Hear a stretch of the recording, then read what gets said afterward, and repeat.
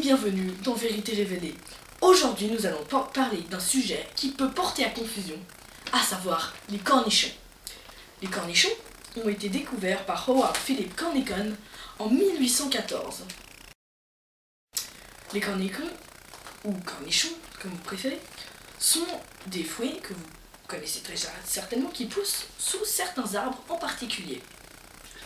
Mais cornichon ou cornichon change à cause d'une erreur faite par le propre fils de Howard Phillips, En 1924, donc 10 ans après la découverte des cornichons par Howard Phillips.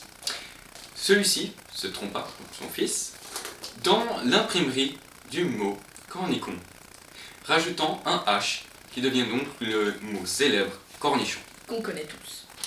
Sous chaque type d'arbre trouvé dans la nature vivent des cornichons. Certains types de cornichons. Seulement certains. Sous le platane, platoun ou platae, pousse le concombre, que vous connaissez forcément. Par exemple, sous le cornichonnier Cornitus ou Cornitas, poussent évidemment les cornichons. Ça, je pense que tout le monde pouvait s'en douter. Mais moins de gens connaissent la cornichette qui pousse sous le bonsaï, ou le bonsaï, comment vous le prononcez. L'avantage avec les cornichons ou les concombres, c'est que eux ne sont pas toxiques, contrairement à leurs proches cousins de tous les arbres sur cette planète qui sont toxiques. Par exemple, l'eucalyptus est un dérivé d'un cornichon utilisé par la médecine pour traiter certains types de maladies et aider par exemple le développement des voilà, atomes. et empêcher la propagation de la toux. Comme il faudrait que je prenne de l'eucalyptus. Ou du coup du cornichon ou cornichon.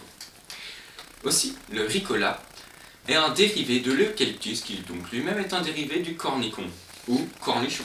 Comme vous le savez, les ricolas sont des bonbons suisses et poussent forcément sous une plante suisse. Qui est l'Edelweiss. Que vous connaissez sûrement, sinon nous allons vous afficher une image d'Edelweiss tout de suite. Nous allons parler maintenant de la cornache.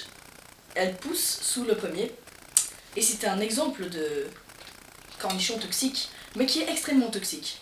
Encore moins, enfin un peu moins que son proche cousin, la cornachane, qui pousse sous le poirier, et peut tuer une tartatine en moins de 3 minutes. Ce qui équivaut à peu près à tuer 50 hommes en une seconde. Évidemment, c'est une évaluation. Maintenant que vous en savez un peu plus sur le les cornichons, ou cornichon, exactement, découvert il y a encore pas si longtemps que ça, et dont beaucoup de gens ignoraient toutes ces existences. Donc c'est la fin de notre reportage. Nous vous retrouvons demain pour de nouveaux sujets encore plus intéressants.